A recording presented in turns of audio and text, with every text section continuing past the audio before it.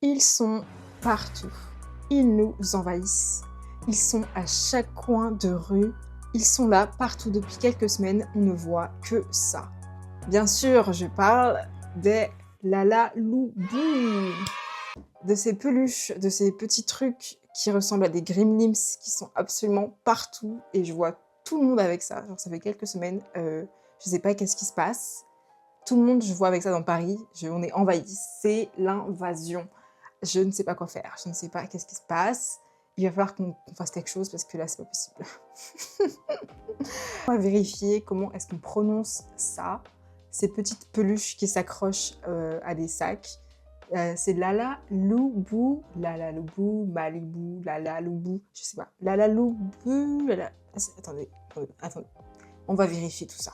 Oh my god, guys, I just got the new Labubu Wings of Fortune. Qu'est-ce que c'est? Pourquoi tout le monde est complètement obsédé avec ces petites peluches? C'est quoi le concept? D'où vient tous ces trucs, les Sunny Angel, toutes ces figurines de Pop Mart? C'est quoi? C'est quoi ce truc? Et pourquoi tout le monde est obsédé par ça? Je veux savoir. Donc on va aller à fond dans le sujet et on va essayer de comprendre qu'est-ce que c'est et en quoi ça consiste et pourquoi ça marche bien autant. Parce que moi je comprends pas. Alors, on va faire un retour dans le passé. Alors, moi, dans mon enfance, et peut-être toi aussi, on jouait au Pet Shop, on en collectionnait des jeux, on avait tout le temps des jeux avec nous. Donc, l'exemple très concret, c'est le Happy Meal. On a une sorte de box, ok, et on ne sait pas quel est le jeu qu'on va avoir dedans. Et sachant qu'il y avait des séries de certains jeux, et que du coup, pour avoir tous les jeux, il fallait forcément aller au McDo, et prendre un Happy Meal. Je me souviens pas de trucs particuliers, mais je sais que c'était vraiment un concept. Enfin, et puis ça existe encore aujourd'hui, le Happy Meal, voilà, c'est iconique. Donc voilà, c'est un peu déjà le même concept, pour vous dire que ça existait déjà. Aussi, on avait ce qu'on appelle les Kinder Surprise. Voilà, c'est toujours un truc d'actualité. Les Kinder Surprise, voilà, on sait jamais ce qu'il y a dedans. Ah ah, je prends un Kinder, je vais avoir un jeu. Enfin, c'est toujours marrant, ça. C'est une expérience d'achat assez particulière. On achète quelque chose et on sait pas trop ce qu'il va y avoir dedans. Aux États-Unis, également, ce concept était déjà très présent. En 1896, nous avions une entreprise qui s'appelait Cracker Jack, qui commercialisait des pop-corn et qui comportait des jeux à l'intérieur. Ça a été ensuite repris par d'autres entreprises dans le même secteur, et donc ensuite ça s'est défilé jusqu'à aujourd'hui. Donc c'est déjà un concept qui existe déjà, ce n'est pas nouveau, les boîtes mystères, même par exemple, je sais que au McDo ou même à Burger King, il y avait ce concept d'avoir un burger mystère, on ne sait pas trop ce que c'est et tout. Voilà, c'est exactement le même concept. C'est pour créer une sorte d'expérience, on va dire, pour le consommateur. Si vous vous rappelez, à moins que vous soyez trop jeune, il y avait également les cartes Pokémon. Les cartes Pokémon, les cartes qu'on se collectionne entre nous, qu'on s'échange entre nous, et qui sont aujourd'hui devenues super chères. What? Genre c'est devenu super cher. Aussi, si vous êtes à peu près au même âge que moi, il y avait également les Diddle. Les Diddle qui étaient sous des séries hyper longues, il y avait des peluches, il y avait des sortes de feuilles qui sentaient bon, il y avait un tas de trucs, un tas de dérivés de la marque Diddle, et ça marchait super bien. Voilà. Non, c'est très drôle parce qu'ils sont en train de revenir, il me semble. Voilà. On est en train de revenir à tout ce qui était des années 2000. Vraiment, c'est de nouveau en vogue, de tout ce qui est Y2K. C'est vraiment le moment. Enfin, tout ce qui est la nostalgie, ça revient. Donc maintenant, aujourd'hui, on a les Sunny Angel qui ont été créés par Toru Soeya, un fabricant de jouets japonais. Donc voilà, ils sont commercialisés, ça marche beaucoup. Moi, je suis complètement dépassée par ces petites figurines qui se retrouvent littéralement partout. Donc ces figurines créées par Soya, ce fabricant de jouets japonais avait pour objectif d'accompagner les femmes japonaises dans leur vie de tous les jours, voilà, dans leur vie monotone qui est déjà chiante.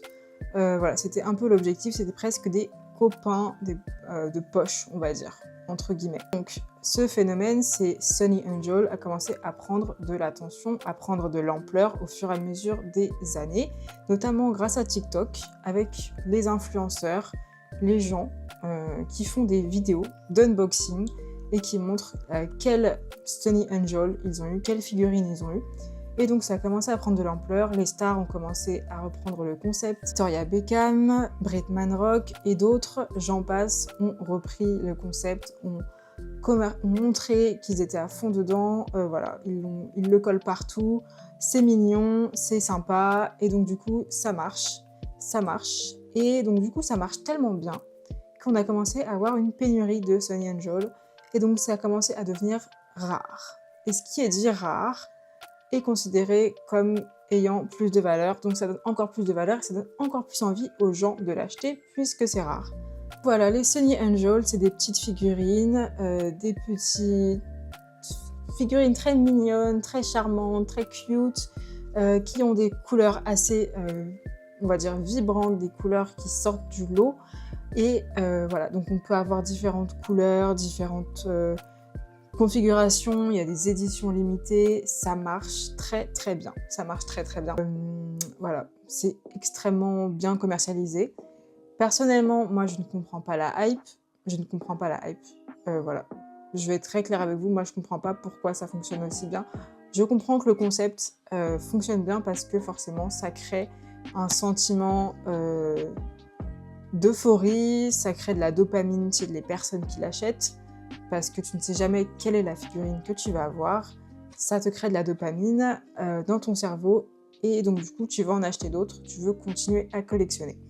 Voilà, mais moi je comprends pas trop, je trouve pas ça plus mignon que ça, sachant que c'est assez enfantin, c'est très étrange pour moi. Voilà, certains le collent un peu partout parce que tu peux le coller à ton ordinateur, à ton téléphone, voilà, c'est comme une sorte d'objet accessorisé que tu mets sur toutes tes affaires. Bon, voilà.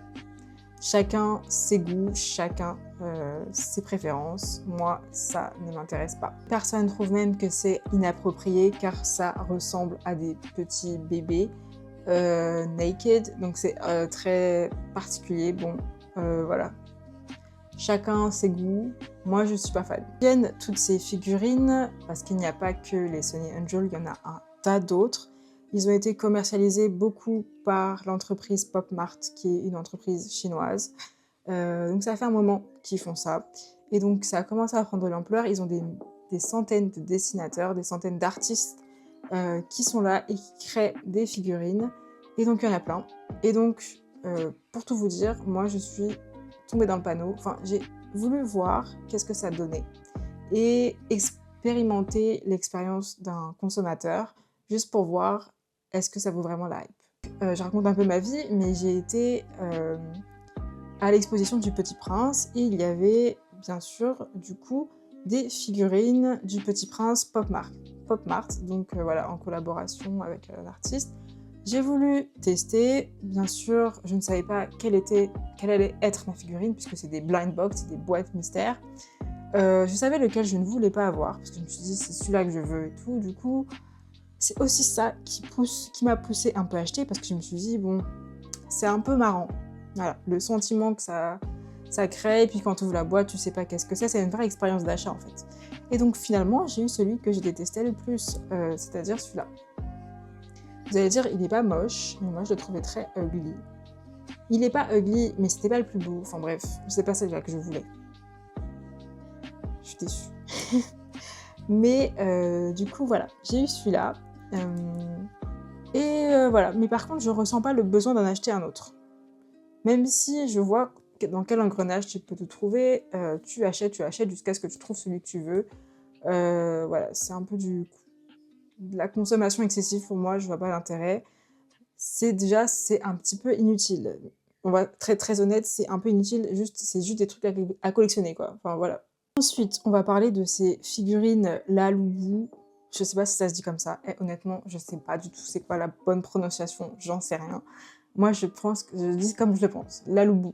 Voilà. Donc ces petites figurines qu'on retrouve partout depuis quelques jours. À Paris, je n'en peux plus. J'en vois partout. Genre, je tourne mes yeux, je vois une figurine, je tourne mes yeux à droite, je vois des figurines partout, dans le métro, dans les RER, partout. Nous sommes envahis. Help! Non, en vrai, je voulais comprendre pourquoi est-ce que tout le monde se retrouve avec ça. C'est vraiment un phénomène, à mon avis, de mode, voilà, puisque tout le monde se met à acheter ces petites figurines, voilà. Et donc voilà, j'ai vu que c'était des figurines qui avaient été popularisées, vendues et commercialisées partout dans le monde, voilà. Et notamment, donc ça a pris une hype assez importante quand des stars telles que Lisa des Blackpink, je dis ça comme si je la connaissais, Rihanna, Central C, plein de personnes ont commencé, plein de stars, plein de personnes influentes ont commencé à se montrer avec ça et à commencer à dire qu'eux-mêmes, ils mettaient de l'argent dedans. Donc déjà, je me dis, pour la plupart pour les gens qui achètent ça parce que les stars les achètent, ils se disent oh, c'est comme un produit de luxe, c'est un produit vraiment incroyable. Si ma star préférée l'achète, c'est que c'est trop bien. C'est accroché à des sacs Dior, c'est accroché à des sacs Miu Miu. Voilà, ça a son importance. Et donc les gens l'associent au luxe. Voilà, c'est quelque chose qui est bien. Voilà. Alors ces figurines, ces petits monstres Labubu, c'est vraiment particulier parce que c'est vraiment pas si beau que ça. Ils sont pas si beaux, mais ils sont uncanny, genre je sais pas. Ils sont assez étranges, c'est un peu mignon, moche, je sais pas comment expliquer. J'arrive pas trop à décrire, mais voilà, vous voyez, c'est un petit peu malaisant, mais en même temps, c'est plutôt mignon. C'est très drôle. Franchement, le créateur, très fort d'avoir créé quelque chose comme ça, parce que c'est un peu les deux. Et en même temps, ça a des couleurs assez punchy, des bright colors, des couleurs assez fortes, et même des couleurs qui sont assez claires. Donc en fait, je sais pas, c'est assez... ça sort de l'ordinaire en fait. Je suis en train de regarder à quoi ça ressemble et quels seraient les prix de ces figurines Labubu que tout le monde s'achète, que tout le monde s'arrache. Je trouve pas ça particulièrement beau, mais ça quand même, c'est quand même assez mignon. Mais en même temps, c'est pas mignon, c'est un peu flippant. Je sais pas comment expliquer ça. Mais c'est ultra cher. Ça coûte, j'ai vu, entre 40 et 80 euros. Mais là, sur lequel je suis tombée, ça coûte environ 84 euros une seule boîte. Enfin, c'est quand même pas donné, presque 100 euros pour une boîte. Waouh! Je trouve que quand même c'est assez excessif. Mais bon, je pense que c'est ça qui fait la hype. Même si moi, je ne comprends pas trop la hype. Mais j'avoue que quand même, c'est mignon. C'est mignon et ça fait peur. Peut-être c'est pour ça que les gens, ils aiment. Je sais pas. Labubu. Ah, depuis tout à l'heure, je dis le mot Labubu. Ah mon dieu, depuis tout à l'heure, je me trompe, je dis Labubu. Les personnages Labubu ont été Labubu. Attendez, moi, je sais plus, c'est Labubu ou Labubu. Labubu, je sais pas. Les personnages ont été créés par le designer hongkongais Ka-Sing Leung. Il l'a commercialisé et vendu exclusivement à Pop Mart. Donc voilà, c'est pour ça qu'on en voit absolument partout. Et il s'est inspiré de toute la culture nordique pour créer tous ces personnages un petit peu étranges. Ça marche bien. Je vois qu'il y a aussi des TikTok, des gens qui disent qu'ils ont acheté un Labubu qui était entre guillemets faux. Voilà, c'était une contrefaçon. Et tellement ça fonctionne bien, il y a même des contrefaçons, du coup ils ont pas de cheveux et tout, enfin c'est n'importe quoi. Est-ce que ces blind box, est-ce que ces mystery box, elles valent la hype? Est-ce que ça vaut le coup de mettre 20 à 80 euros dans une figurine? Voilà. Est-ce que ça vaut le coup? Est-ce que c'est juste pas un effet de mode? Ou est-ce que ça a un réel intérêt? Est-ce que ça sert vraiment à quelque chose? Parce que j'ai l'impression que les gens, qu'on achète ça parce que, bon, c'est un effet de mode, tout le monde l'a, certes, il y a peut-être des personnes qui l'achètent parce que c'est un coup de hype.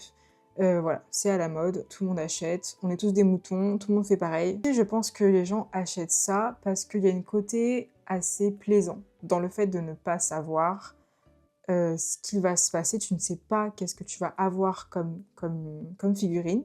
Tu ne sais pas qu'est-ce que tu vas avoir, donc du coup, ça te crée un sentiment assez positif dans le cerveau. Dans tous les cas, ça te crée de l'adrénaline. Et dans tous les cas, tu auras une réponse soit négative ou positive. Et c'est un peu le même principe que, vous voyez, tous les likes qu'on a sur Instagram. C'est un peu le même concept. Pareil que quand on fait des paris. c'est pareil, c'est pareil. Le gambling, c'est la même substance qui agit dans notre cerveau, et donc c'est addictif. C'est addictif, on en veut encore, on en veut toujours plus, et le marketing, ils savent très bien ce qu'ils font, ils ont tout compris, ils ont compris, et du coup ils jouent sur ça, pour que les gens, ils achètent. Et ça fonctionne, en tout cas, pour l'instant, très bien. Aussi, en achetant toutes ces figurines, on a l'impression d'appartenir à un groupe, de faire partie d'une équipe, de faire partie de personnes privilégiées, de personnes qui sont peut-être associées au luxe. Voilà, si notre star préférée, elle se met à acheter ça, et que nous aussi on l'achète, ah ben on est comme elle. Voilà, c'est parce qu'on a absolument besoin de faire partie d'un système, d'appartenir à un groupe et de s'identifier en fait. Et quand on achète tous la même chose, on peut tous s'identifier et on fait tous partie du même groupe. Voilà. Si j'essaie de comprendre aussi pourquoi les raisons on achèterait ces blind box, ces mystery box, ces items complètement inutiles, parce que ça ne me sert à rien. C'est mignon, mais ça ne me sert à rien. Ça ne me sert à rien. Dans la vie de tous les jours, c'est inutile. C'est posé là et ça reste posé. Ça sert à rien d'autre. Je pense qu'aussi on achète ça en tant qu'adulte, genre leur cible c'est la génération Z, Millennium, tout ça. C'est histoire de peut-être guérir notre enfant intérieur, parce que vous voyez tous ces trucs là, les Sony Angel, les petites, les Labubu là, c'est aussi des trucs très enfantins, très mignons. Voilà, c'est tout petit, bon, ça peut être plus gros aussi, mais enfin, voilà, vous voyez ce que je veux dire. C'est des choses qui ramènent toujours au même sujet, qui ramènent à l'enfance. Autre raison, peut-être que ça marche tellement bien parce que en fait nos vies sont tellement mondaines, tellement pas intéressantes, il ne se passe tellement rien. En fait, on a besoin d'un petit coup d'adrénaline, un petit coup de dopamine, quelque chose en fait pour nous sortir de cette vie tellement ennuyante, je dirais, et ça fait une forme d'escaping. Genre, on arrive à se projeter ailleurs, on pense à autre chose et on achète ces petites figurines. On a ce petit coup de dopamine et puis d'un seul coup, la vie est mieux. On va mieux. Ça résout. J'ai acheté cette figurine, ça résout tous les problèmes. Non, je rigole. Non, mais non, mais vous voyez ce que je veux dire. Voilà, je suis pas en train de juger personne, mais je cherche les raisons pour lesquelles tout le monde se met à acheter ce truc. Voilà, vous voyez, tout est gris, tout est moche. Là, je regarde le ciel, il fait moche. Voilà, j'ai une petite figurine, j'ai un petit truc, je me sens un peu mieux, ça me rappelle l'enfance, voilà. Ça m'aide dans la vie de tous les jours, ça me rapporte de la joie. Et honnêtement, pour moi, c'est juste de la consommation excessive, parce qu'on n'a pas besoin de ce type de produit, on n'a pas besoin de ça. Je pense pas que c'est ça qui va nous guérir, je pense pas que ça qui va nous guérir notre enfant intérieur. Il faut juste aller voir un psy, hein, voilà. Voilà, on va pas être mieux en achetant des figurines. Voilà, je pense que c'est juste un phénomène de mode et que les entreprises l'ont bien compris, et que voilà, ils jouent sur le fait que ils jouent sur ça en fait. C'est littéralement ça. Ils savent très bien ce qu'ils font et ça fonctionne. Ils ont tout compris, ils ont mis tous les schémas pour que dans notre cerveau, ça crée de la dopamine, et nous, on tombe dans le panneau. Mais je ne pense sincèrement qu'on n'a pas besoin de ces objets et qu'on peut très bien vivre sans. Tout à fait honnête avec vous, j'ai plus l'impression que c'est une sorte de consommation excessive qui se masque en un hobby. On a un hobby, donc l'objectif c'est d'en avoir encore plus, et c'est pour apaiser nos cœurs d'adultes stressés en nous ramenant à des choses de notre enfance, et puis pour qu'on puisse l'acheter et se sentir mieux, sachant très bien que ça va pas nous aider à nous sentir mieux. C'est juste un piège. En tout cas, c'est ce que je pense. Après, je pense pas que ce soit un mal en soi, mais tomber dans l'excès et acheter ça exclusivement parce que tout le monde l'achète, parce que tu as l'impression que si tu achètes une peluche, ça va changer ta vie, si ça va, tu penses qu'en achetant ça, tu vas être heureux, c'est faux. Voilà, je pense que personnellement, c'est juste mon opinion. Voilà, pour moi, c'est pas un hobby de collectionner des figurines comme ça, c'est juste, ça s'appelle tu sais pas quoi faire avec ton argent et tu achètes des trucs dans l'excès. Voilà, désolée. Mais après, chacun son avis, je reste ouverte à vos suggestions, je ne suis pas là pour vous juger, chacun fait ce qu'il veut. Vous vous rendez compte, mais rien que pour vous dire, l'entreprise Popmark, elle a gagné en 2024 près de 1,88 milliard de dollars. C'est énorme, soit une augmentation de à peu près 870 millions de dollars. C'est énorme, c'est énorme. En fait, c'est juste pour vous rappeler que derrière tous ces peluches derrière tout ce trend, en fait, il y a des entreprises que vous enrichissez. Voilà. C'est juste très malsain. Après, on va pas se mentir, ces peluches, c'est très mignon, c'est très cute, c'est coloré, ça ramène un peu de couleur dans nos vies tristes. Voilà, je comprends, c'est vraiment super, mais est-ce que ça vaut vraiment le coup? Est-ce que ça vaut le coup de mettre autant d'argent dedans? Parce que c'est quand même assez cher. Ça joue en fait sur le fear of missing out, genre le FOMO, la peur de manquer quelque chose. Voilà. Si je n'achète pas cette peluche, si je n'achète pas cette figurine, je rate quelque chose. Alors qu'en fait, vous ne ratez rien. C'est totalement faux. Derrière ces mystery box, derrière les Sony Angel et tout ce qui s'ensuit, il y a une stratégie marketing bien rodée, bien ficelée par les entreprises. Voilà, c'est vraiment pour nous pousser à consommer encore plus, en nous faisant croire qu'on a besoin de ces choses-là pour nous rendre heureux, que c'est un hobby alors que c'est juste de l'achat dans l'excès. Alors dites-moi si vous avez déjà acheté ces figurines, je suis vraiment curieuse de savoir, parce que même moi je suis tombée dedans. J'ai voulu tester pour voir ce que ça faisait. Est-ce que vous avez trouvé ça plaisant? Est-ce que vous avez trouvé ça malsain? Est-ce que vous allez en acheter d'autres? Est-ce que vous êtes addict? Ou est-ce que ça ne vous fait absolument rien? À vous de me dire. Et si cette vidéo vous a plu, je vous invite à commenter, à liker et à vous abonner.